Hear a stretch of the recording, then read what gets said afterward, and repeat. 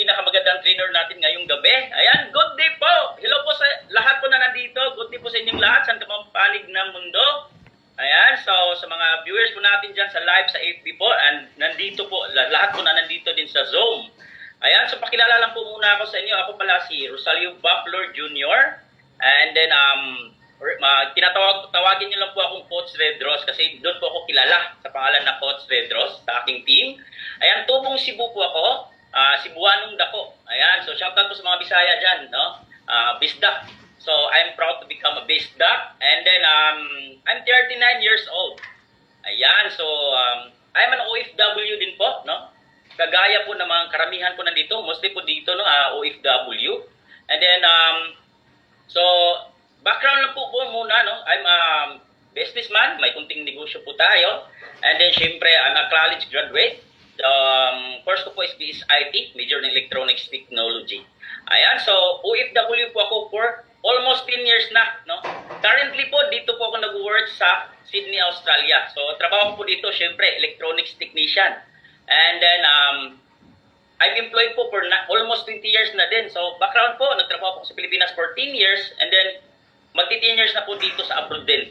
So, but, ito nga, no, I come to realize, no, na sa pagiging empleyado ko ng 10 years and then OFW for 10 years, so empleyado din naman po yan, no? Magkaiba lang is malayo tayo sa mga mahal natin sa buhay, mga OFW. Shout out sa inyo dyan.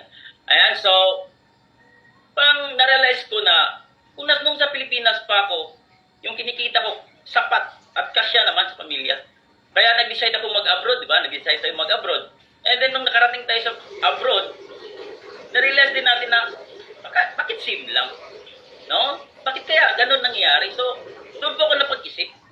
Bakit kaya? Kaya pala, no? Na-realize ko that time, no? Nang na-open yung mind ko sa ganitong industry na nakakulong pala tayo doon sa tinatahak natin na tinatawag ko yun na rat race. No? Kumbaga, trabaho, sahod, tapos padala, or gastos. Ang masaklap pa, itong mangyayari sa'yo, dahil alam mo na kung gaano ang sahod mo, hindi mo pa natanggap, ginastos mo na. Tama? Sino nakaka-relate dyan? Mga OFW.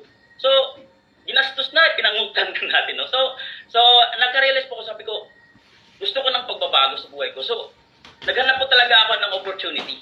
So, sa kakahanap ko po ng opportunity, kasi ako po isang tao na isang opportunity seeker. At hindi lang opportunity seeker, isa po akong opportunity grabber din. Basta meron po akong makita opportunity, talagang i-grab ko yan kahit ano yan. Basta opportunity, pagkakitaan. Kaya umabot ko ng 6. Di ba? 6 ko yung nasalihan ko ni Coach Red. And then, thanks God, no? Nakilala ko po si Libgood. So, paano ko nakilala si Libgood? As sabi ko, my last company na gagawin, no? Sa ganitong industry. So, nakilala ko po siya through my dating upline din sa previous company. Shoutout sa iyo, Mentor Evelyn Bernal. Yan po aking upline. Direct upline po natin. So, siya po yung nagdala sa akin dito. And then, nakita ko yung co-plan. Talagang din ako nag-atubili. Sinimulan ko na kaagad. Yan. So, then, tinabaho ko po si Libgood, inaral ko, and then, as result, no, ito po yung result na nangyari sa buhay ko. Di po ko makapaniwala na until now po, no, talagang lumulutang pa po ako sa hangin. No, as an OFW or employed, so, di ba, meron tayong work or boss, no, mga boss po tayo, may company, trabahuan natin, may mga amo. So, hindi po natin hawak yung time. Tama? So, nakaka-relate ba ang lahat, mga empleyado, OFW? So, hindi natin hawak. So, what I did, ginawa ko po, I learned to manage my time wisely and correctly. Minanage ko lang po ng tama. Tapos, I let go those things na hindi nakakatulong dito sa negosyo. Ano yun? Basta yung mga bagay na hindi nakakatulong. Hindi na natin isahin, no? Alam nyo na yan. So, and then, next po, no? Every free time na meron ako, day off, even lunch break, ginugugol ko po dito sa negosyo na to. Kaya, in a matter po of 6 months, nakuha po natin yung platinum.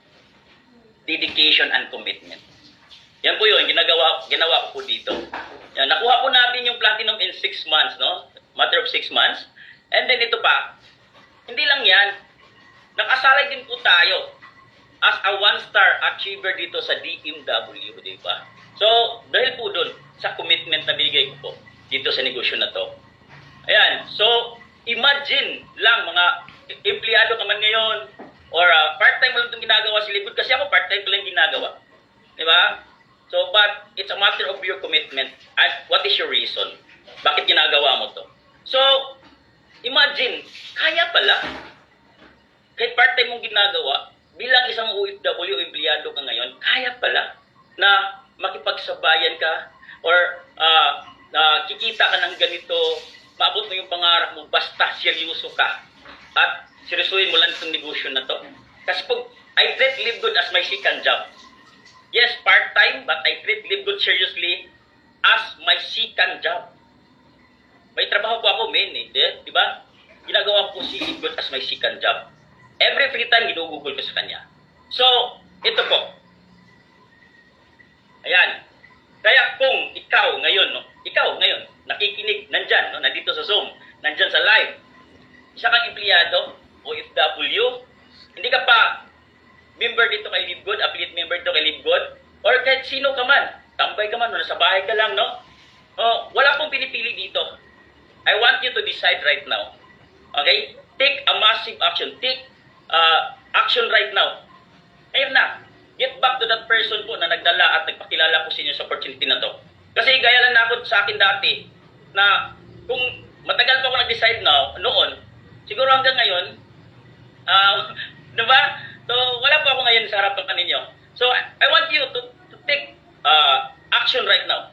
I want you to decide na mag-take action ka kagad. Impisahan mo na itong negosyo na to. Ayan, so, and siyempre, no, pasalamat ako, nakalimutan ko tuloy. Unang-una, no, sa Panginoon. Hindi po dahil sa Panginoon, wala po ako dito sa harapan ninyo. At wala po tayo dito ngayon, no? God's plan for this. Hindi po ito aksidente, nagkakilala.